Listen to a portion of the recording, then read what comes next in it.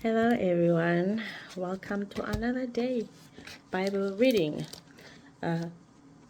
Today we are going to read 1 Samuel 14 verse 1 until, this is quite long, so it's 2 pages, verse 1 until 56. So I don't know if we will read the whole chapter because it's quite long, over 2 pages. If you remember previously we read about Saul fighting the Philistines, and then everybody now suddenly being happy, like, yay, okay, I guess he's a good king. And then after that, now with everyone still excited and Saul still feeling like, okay, I'm the king. So he made an unlawful sacrifice, which cost him the kingdom. I mean, him and his lineage. Because like it was going to be Saul and his lineage, but because of Saul's disobedience, now it ended with him. So just him from the Benjamin tribe. So today we are going to read Jonathan defeats the Philistines. So if you remember, Jonathan is Saul's son. So Jonathan, Saul's son, defeats the Philistines. One day, Jonathan, the son of Saul, said to the young man who carried his armor, so his armor bearer, "Come, let us go over to the Philistines' garrison on the other side." So if you remember, the Philistines, they were sort of like surrounded the Israelites. So the Israelites kind of were like, oh, what do we do now? What do we do now?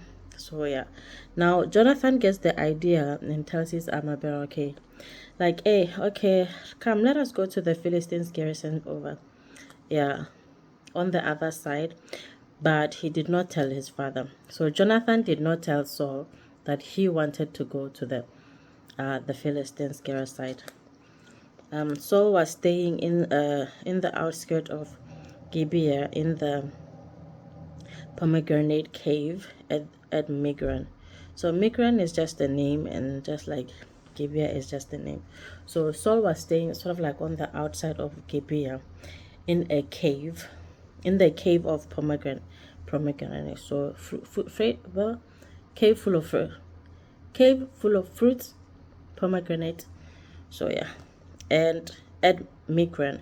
So Migron is the name of the place. So the people who were with him were about 600 men. So 600 men were with Saul, including Ahijah, the son of Ahitub, Ichabod's brother, son of Phinehas, son of Eli.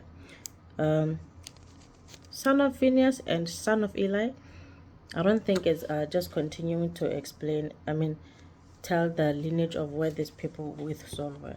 So Ahijah was the son of Ahitub, Ichabod's brother, son of Phinehas, son of Eli.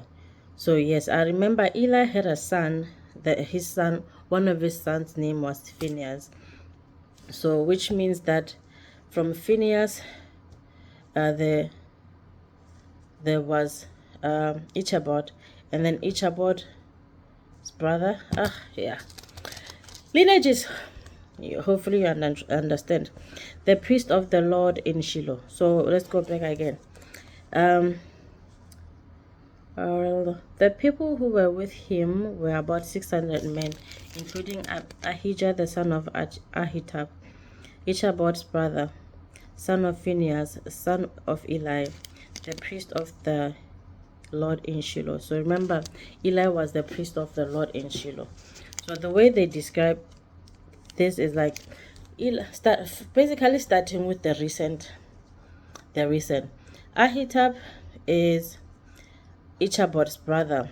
Ichabod was the son of Phinehas, and Phinehas was the son of Eli.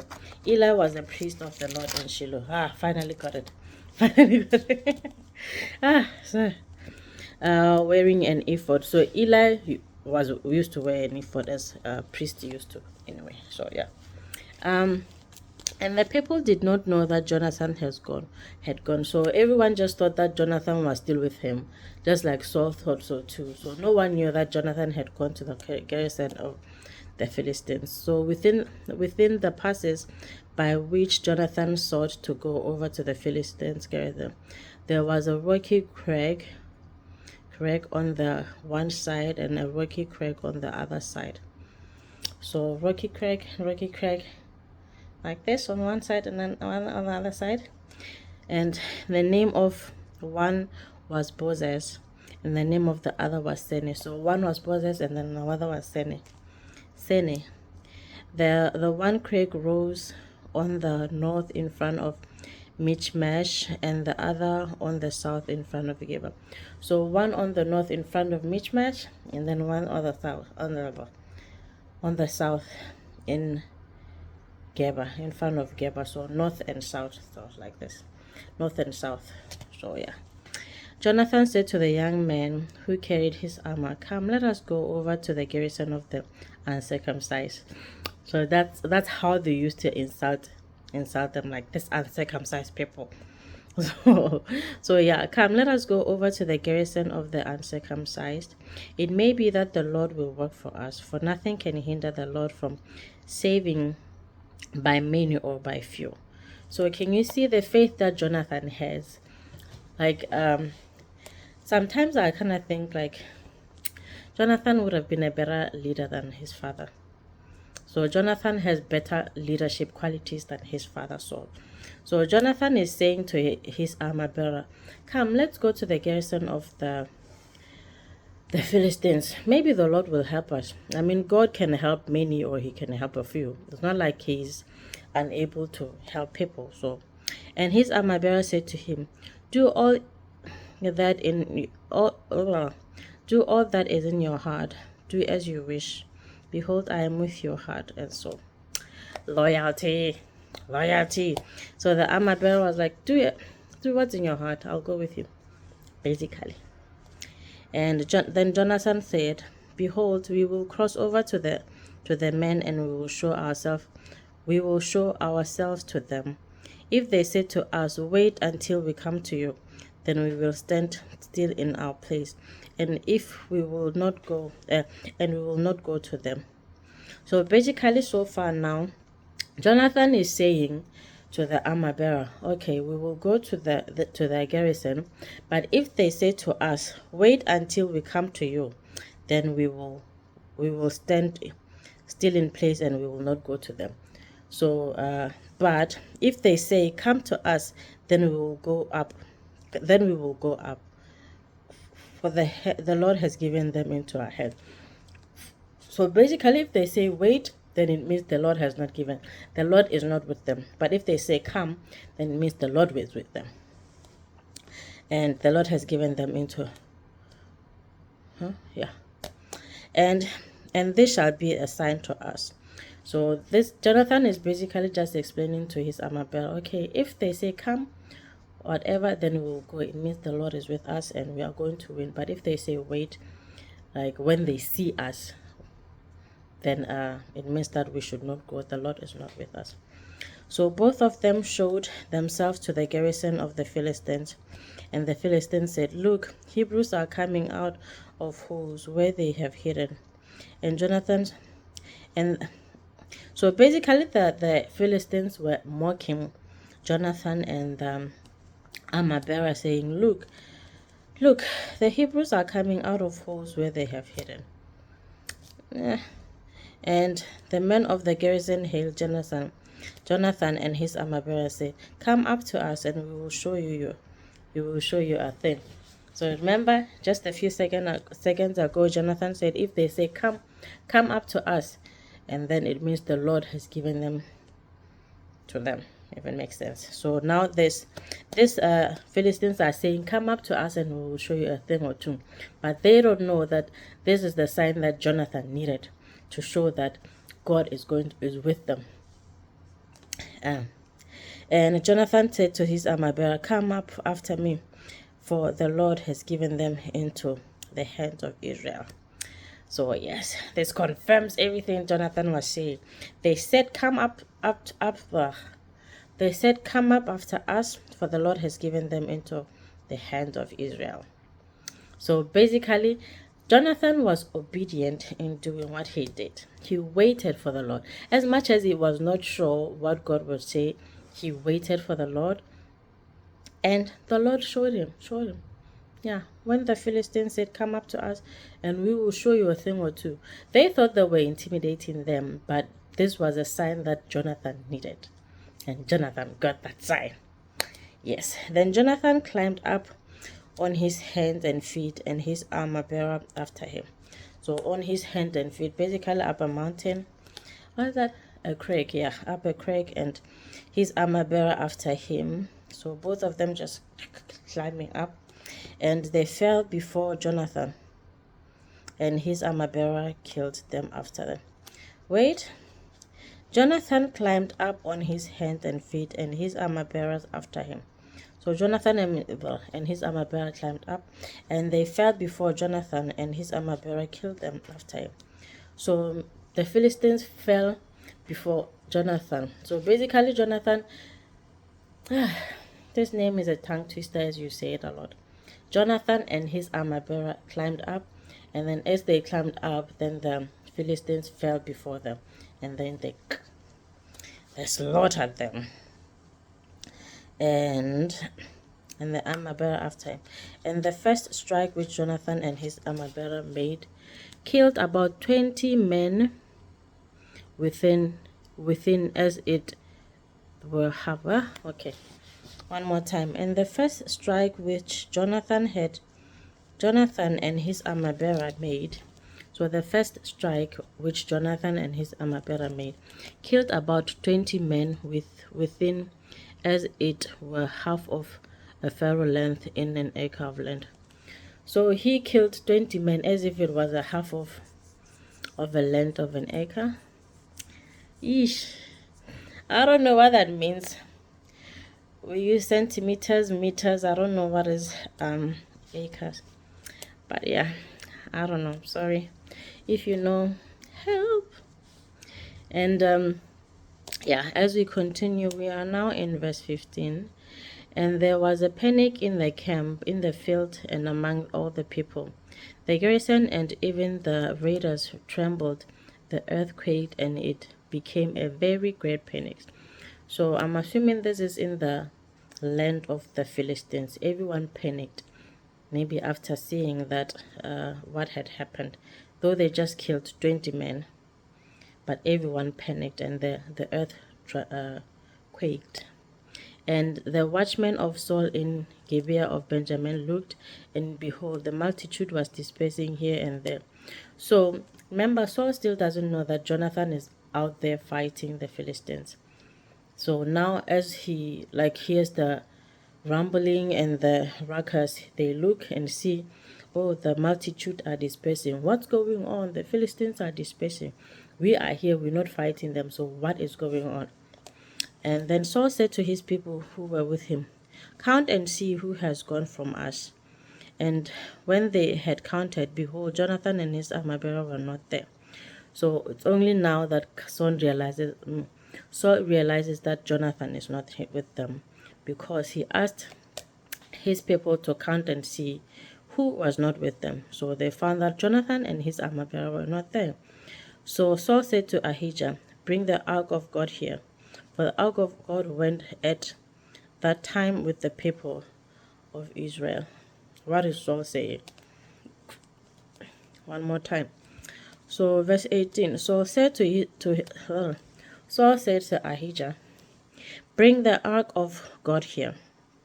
This is all Saul said to Ahijah. Bring the ark of God here. And then, for the ark of God went at that time with the people of Israel. So yes, the ark of God went previously at that time with the people of Israel. The people of Israel went with the ark of God before. So now while Saul was talking to the priest, the tumult in the camp of the Philistine increased more and more. So as Saul was talking, God was working. The tumult in the camp of the Philistines increased even more. So Saul said to the priest, "Withdraw your hand." Then Saul and all the people who were with them rallied and went into the battle. So yeah, now that Saul can see that, okay, things are working out. The people in the Philistine camp are confused, and there's more confusion than anything. People are just running around like headless chickens. And now Saul's like, okay, uh, withdraw your hand. Then now all the people go into battle. Now that they see that, yes, this is possible, now they go into battle. And behold, every Philistine sword was against his elbow, and there was a great confusion. So every Philistine sword was against his elbow. So basically, instead of holding it with the sharp end this way, they were holding it with the sharp end this way. I think so. I mean, every Philistine's. So let's say this is the sword. So instead of holding it like this, because this way, then there's nothing against the elbow, according to my understanding. So if you're holding it like this, then if it's against your elbow, then it means it's like this, right? I could be wrong. Yeah. And there was great confusion. Now the Hebrews who had been with the Philistines before that time and who had gone up with them into the camp, even they also turned to be with the Israelites who were with Saul and Jonathan. So the the Israelites who were with the Philistines for whatever reason, saving, betraying, whatever, now all decided to come back and join Saul and Jonathan. Now that they can see, okay, the Israelites are winning. Okay, let's go and join the Israelites then. Likewise, when all the men of Israel who had hidden themselves in the hill country of Ephraim heard that the Philistines were fleeing, they too followed hard after them in the battle. So same, the people who were all hiding, afraid for their lives, are now coming out when they hear that the Philistines are fleeing. The Philistines are running for their lives. So now everyone is like, hey, okay, now let's go. We are going to win this. Let's help. So the Lord saved Israel that day, and the battle passed beyond Bethaven. So that is the end of Jonathan's story. The Lord saved Israel that day, and the battle went beyond Bethaven. So obviously Bethaven is a name. So Saul's rash vow. We get into another one, ladies and gentlemen. Saul's rash vow. This man, will he ever learn? Will this man ever learn? Continue or not continue? Verse 24. Let's do it. Okay. So Saul's rash vow. Rash? I don't know. And the men of Israel had been hard pressed that day. So Saul had laid an oath on the people, saying, cursed be the man who eats food until it is evening, and I am avenged on my enemies. What a leader. What a leader they had in Saul. So Saul is saying no one must eat until he is avenged on his enemies. Basically, everyone must go into battle on an empty stomach. Have you ever heard anything like that? What I know is that most militaries would give you the best meal just in case you don't come back. So Saul wants everyone to go into battle on an empty stomach. Wow, what a leader. I know I'm just being sarcastic, but yo. So, okay, as we continue, let me see, I wrote on my notes here. Okay, we'll see. So now when all the people came to the forest, behold, there was honey on the ground. Yeah, so after all of that hard work, they get to the forest, they see honey. I mean, nothing as sweet as honey on an empty stomach, right? And when the people entered the forest, behold, the honey was dripping. Imagine you are hungry and now you see honey dripping, meaning it's ready to be eaten. It's calling you. It's calling your name. Come and eat me. Come and eat me. But then, forgetting that now you made a vow not to eat. Not to eat, yeah. But Jonathan had not heard his father. Wait. And the people entered the forest. Behold, the honey was dripping, but no one put his hand on his mouth, for the people feared the oath. So remember, Saul made an oath that no one must eat. No one must eat. No one must eat. Cursed is the one who eats on this day. Imagine. Cursed you are if you eat. So now everyone sees the honey. They are hungry, but they can't eat because they don't want to be cursed. So now they're like, yeah. But Jonathan had no idea his father charged the people with the oath. He put out his tip of the staff that was in his hand and dipped it in the honeycomb and put his hand to his mouth. Jonathan didn't know. I mean, the man's just thinking, okay, we just won the battle. So I mean, what would feel good better than eating right now? So he took his stuff and then he dipped his honey. Delicious. All he could think was, this came at the right time. I saw the honey at the right time. But remember, he didn't know. Like his father was making stupid curses. So then one of the people said, your father strictly charged the people with an oath, saying, cursed be the man who eats food this day. So after Jonathan ate, one of the people was like, your father strictly charged the people an oath, saying, cursed be the man who eats, after Jonathan ate. So what good is that? What good is that? Now Jonathan ate already. He didn't know. He ate innocently, just thinking, okay, we just came out. Yeah. I know thinking is not always a strong point for a lot of people. But I'm not judging. No judgment. Or am I judging? Yeah. And the people were faint. So yeah, everyone was tired, everyone was hungry. Then Jonathan said, my father has traveled the land. See what I mean? Jonathan is wiser than his father. It's funny how this happens even in this day and age, that sometimes the sons and the daughters are smarter than their parents.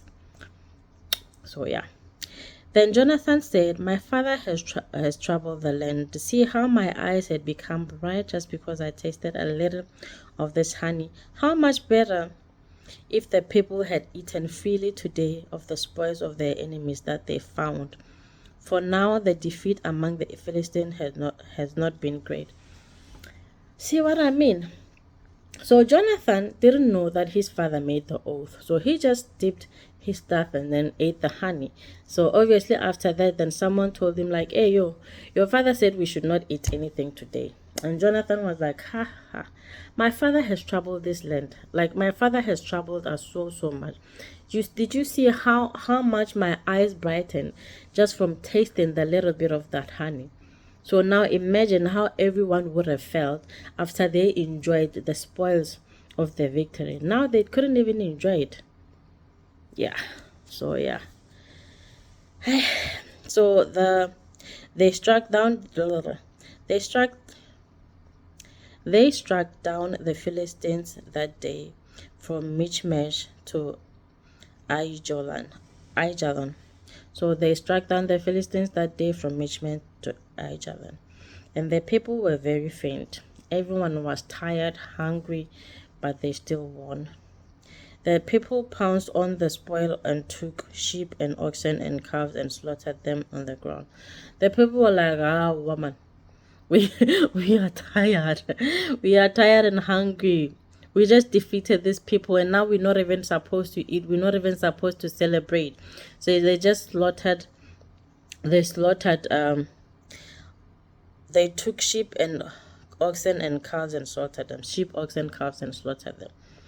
And on the ground, they're like, no, guys, let's do yeah. So yeah, and the people ate them with the blood. Ooh, so they did not even cook them. That's how hungry they were. So they just slaughtered them and then just ate them with the blood. Yikes. Then they told Saul, behold, the people are sinning against the Lord by eating with blood.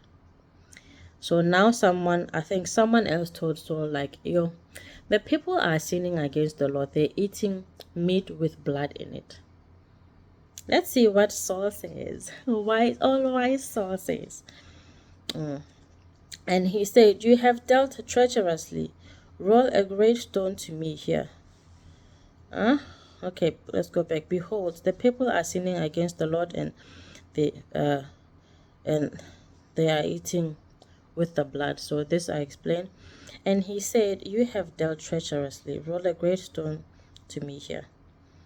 Okay, let's continue to read.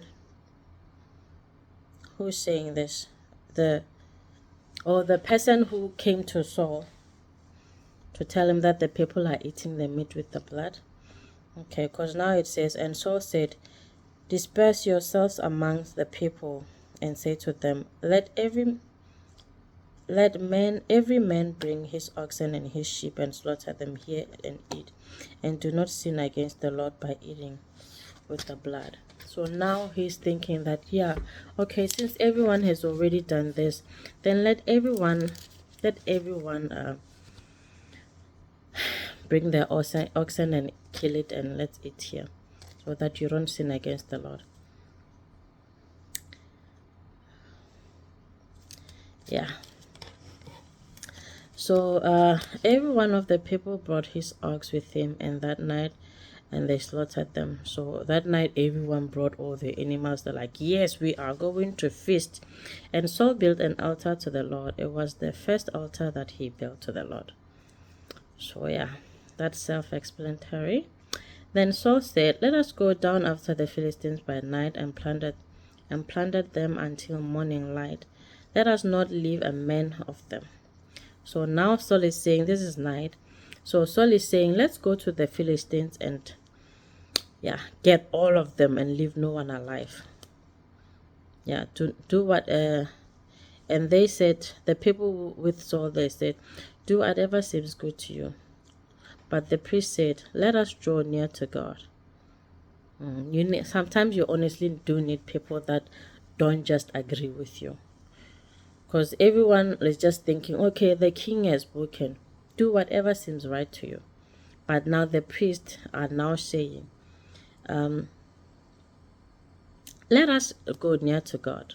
I mean, this is God. We need God for everything. So let us go to God before we make rash decisions. And Saul inquired of God, shall I go down after the Philistines? Will you give them into the hand of Israel? But he did not answer him that day. So when Saul asked the Lord, should I go after the Philistines? Are you going to give them into my hand? The Lord just didn't say anything. I think that's when you know you did something wrong. It's like when you're talking to your parents and they don't talk back. Like, Mom, can I do what?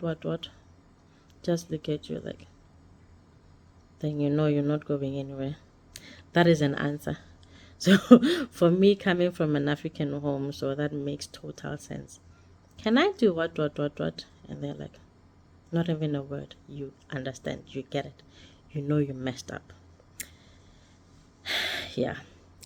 But he did not answer him that day. And Saul said, come here, all you leaders of the people, and know and see how this sin has arisen today. For as the Lord lives who saves Israel, thought it be Jonathan. Okay, let's go back. And Saul said, come here, all you leaders of Israel, and know and see how this sin has arisen today. So now Saul is calling everyone, saying, come here, everyone, let's see how the sin that arose today has arose today. Let's see how, for as the Lord lives who saves people, though it be Jonathan my son, he shall surely die. Imagine. After Jonathan doing so much work, obeying the Lord and actually defeating the Philistines. And then Saul rashly made a vow without even considering that the people are going to war. And he made a vow saying that everyone must go into war on an empty stomach. And then Jonathan didn't know. Jonathan ate the honey. But meaning like he still defeated the people on an empty stomach, but he still ate the honey because he didn't know. And now Saul is saying that he must die. He must die. Yeah. But there was not a man among all the people who answered him. So when Saul said, yeah, Jonathan must die for eating, no one said anything. Everyone saw that this is wrong. Why would you want someone to die? Mind you, Jonathan is Saul's son, Saul's own son. And now Saul is saying Jonathan, his own son, must die because he ate. And he didn't know that Saul made that vow. Yeah. So no one answered him. Then he said to all Israel, you shall be on one side, and I and Jonathan, my son, will be on the other side. Now he's acting as if, okay, let me not judge. Okay, let me go for. So Israel be on one side, and Saul and Jonathan on the other side. I don't know if they're going to be together or separate. So Israel one side, Saul and Jonathan one side. And people said to Saul, do what seems good to you. This feels like when you don't want to actually commit to anything. You're just saying, we will stand by the decision that we make, that you make. We don't want to actively make any decisions, but we will stand by what you do or what you say. Therefore Saul said, O Lord, God of Israel, why have you not answered your servant this day? Yeah, acting all righteous. O Lord, God of Israel, why haven't you answered me today? If this guilt is in me or Jonathan, my son, O Lord, God of Israel, give Urim. What is Urim?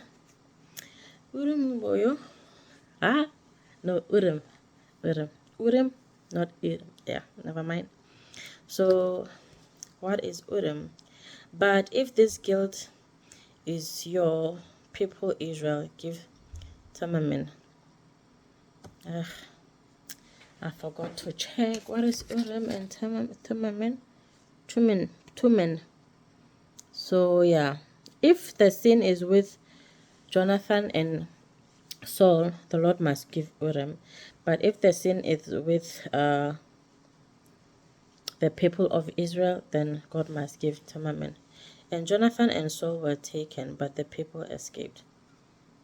So out of there, then Jonathan and Saul were taken, and the people escaped. I don't know. And then Saul said, cast the Lord between me and my son Jonathan. And Jonathan was taken. Okay, so then it means Jonathan and Saul were together. The Israelites were together. And then the Saul and his son were taken. And then from the two, Jonathan was taken. So meaning that the sin was with Jonathan. I don't know why I keep saying Jonathan. Is it because of Saul and Jonathan? Then Saul said to Jonathan, tell me what you have done. Tell me what you have done. And Jonathan told him, I tasted a little honey with the tip of the staff that was in my hand. Here I am. I will die. Imagine how crazy and pathetic that is. So dying because you tasted a little bit of honey. He didn't even just take the whole thing and eat it. He was just like, ooh. You know how sometimes when you see something, it is so easy for quick and innate for you to just go and grab it and eat it because it looks good. So I feel like this was Jonathan's response. He did not think about anything else. Even though, despite he didn't know that his father had made a vow. So he was like, okay, out of curiosity and nothing else. And now he says, I will die. That's because I tasted honey. And Saul said, God, do to me and more also. You shall And Saul said, God, do so to me and more also. You shall surely die, Jonathan. So Saul now is saying Jonathan will surely die. That's because he tasted the honey. Did Saul consult the Lord when he made this vow? But now he is saying the Lord must take someone else's life for the vow that he imposed on people without talking to God. So now God must act like a puppet and kill people after Saul had made decisions without consulting him. Who is the creator here? Then the people said to Saul, shall Jonathan die, who has worked this great salvation in Israel? And the people reminding Saul that, shall Jonathan die after he had defeated all, like he had done such a great job by defeating the Philistines, so he shall die. They are questioning me, is that what you want him to? For far from it, and the Lord lives, as the Lord lives. So the people are saying, no, as the Lord lives, Jonathan shall not die. There shall not be one hair on his head fall on the ground, for he has worked with God this day. So the people, imagine, the people are recognizing that Jonathan succeeded because Jonathan has worked with the Lord. Jonathan had worked with the Lord. Why should he die? He shall not die. Not even a single hair on his head shall fall off. The people are recognizing that, and not Saul. Saul, who is Jonathan's father. Mind you, so that I keep going back to that. Saul is Jonathan's father. He is not just a king. Saul is Jonathan's father. I feel like Saul just wants Jonathan out of the picture. He just wants to impose his authority on people that are obedient to God while he is not obedient. Why? Yeah. So the people ransomed Jonathan so that he did not die. So the people were like, no, Jonathan obeyed God, so you cannot take his life for obeying God. Then Saul went up from pursuing the Philistines, and the Philistines went to their own place. What a leader. What a leader. So yeah, then Saul went up from pursuing the Philistines, and the Philistines went to their own place. So I guess it means that Saul understood that, okay, I was wrong. I don't know if the people in the Bible ever admitted that they were wrong, or they were just like, it is what it is. I mean, you guys are saying that I should not kill him, so I'm not going to kill him. So he's not even going to try to understand why everyone is saying all of this. He's not going to take accountability. So yeah, and the next one, so we're on verse 47 now. We're almost there. Hang in there. When Saul had taken a kingship over Israel, this is titled Saul fights Israel's enemies. So when Saul had taken kingship over Israel, he fought against all his enemies on every side. So Saul became king and fought against all his enemies on all sides, left, right, and center. Against Moab, and against the Ammonites, against Edom, against the king of Zobah, and against the Philistines. So these are just the enemies that Saul had to fight. Whenever he turned, he routed them. And he did valiantly and struck the Amalekites and delivered Israel out of the hands of those who plundered them. So basically, every battle that Saul got into, he won up to this far, obviously. So obviously he won, and yeah, he plundered them. Now the sons of Saul were Jonathan, Ishvi, and Malchishua, and the names of his two daughters were this. The name of the firstborn was Merab, and the name of the younger was Michal. And the name of Saul's wife was Ahinoam, the daughter of Ahimaaz. So basically just telling us Saul's family. Saul had, his sons were Jonathan, Ishvi, and Malchishua. So he had 3 sons and 2 daughters. Basically, Saul had 5 children, 3 sons and 2 daughters. And the oldest of his daughters was The firstborn was Merab, and the younger was Micah. Merab and Micah were the daughters of Saul. And the name of Saul's wife was Ahinoam, the daughter of Ahimaaz. So Ahinoam was the wife of Saul, and her father was Ahimaaz. And the name of the commander of his army was Abner, the son of Ner, Saul's uncle. So Saul's uncle had a son whose name was Abner, and Abner was the commander of Saul's army. So Saul's nephew was the commander of his army. Kish was the father of Saul, and Ner the father of Abner, the son of Abiel. So Kish was Saul's father, and Ner was and Ner the father of Abner. And Ner was Abner's father, and was the son of Abiel. So Ner was the son of Abiel. There was hard fighting against the Philistines in all the days of Saul, and when Saul saw any strong army or any valiant man, he attached him to himself. He attached him to himself. So every time Saul saw someone strong, he was like, hey, how about we partner up? Yeah. So that's it for today. It was quite long, 41 minutes. I hope you guys made it to the end. So just to round off, so Saul never took that's what I really don't like about Saul. I hope it doesn't show, my disdain doesn't show in how I'm reading this. So Saul never took any authority as a king. The way he kept passing blame and not taking responsibility shows that he never took the leadership role, and he was too quick to want Jonathan dead. So when he had to take the leadership role, he didn't.